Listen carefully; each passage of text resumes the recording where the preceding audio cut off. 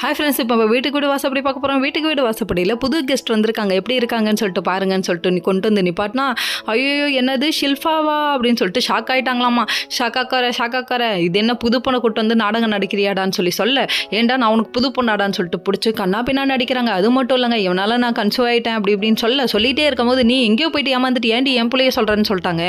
சொன்னதுக்கப்புறமா கோவம் வந்துச்சு பாருக்கு. அப்படி இது எதிர்பார்க்கல, இந்த ட்விஸ்ட்டை எதிர்பார்க்கல யாரும். சும்மா லெஃப்ட் அண்ட் ரைட் வாங்கிட்டாங்க. பலார்னு முதல்ல பையன் தப்பு பண்ணா அம்மா தான் கண்டிக்கணும், ஆனா நீயே இப்படி இருக்க அப்படின்னு சொல்லிட்டு கண்ணா பின்னான்னு திட்டி விட்டாங்க. அமைதியா இருக்கும். சத்தம் வெளியே வந்துச்சு, அவ்வளோதான் அப்படின்னு சொல்லிட்டாங்க. அது மட்டும் இல்லைங்க, சத்தமா பேசினா சுத்தமா பிடிக்காதுன்ற டைலாக் அடிக்க, ஐயோ இவன் என்னடா இப்படிடாலாம் டைலாக் அடிக்கிறா அப்படிங்கிற மாதிரி ஆயிடுச்சு. இதுக்கெல்லாம் என்ன ஆதாரம்னு சொல்லி கேள்வி கேட்க, கமிஷனர்கிட்ட ஆதாரம் கொடுத்துருக்கேன், அந்த வேலை இருக்காருன்னு சொன்னோடனே பயந்துட்டாங்க.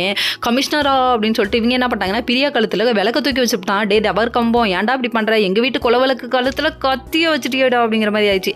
அதுக்கப்புறம் பிடிச்சி தேங்காய் எடுத்து மண்டையில் அடிச்சு உடச்சி இங்கே தேங்காய் பூசை நடக்கிறது அப்படிங்கிற மாதிரி ஆயிடுச்சுங்க. அதுக்கப்புறம் ஒரு வழியாக கஷ்டப்பட்டு எப்படியோ பிரியாவை காப்பாற்றிட்டாங்க. காப்பாற்றினதுக்கு அப்புறமா அந்த நம்ம சரவணனை கூட்டு வந்து நல்ல பேர் வாங்க வைக்கலான்னு அர்ஜுன் நிற்க வச்சா, கடைசியில் என்னடா அது இவ்வளோ காப்பாற்றி கண்டுக்காமல் போகிறீங்களே அப்படிங்கிற மாதிரி ஆயிடுச்சு.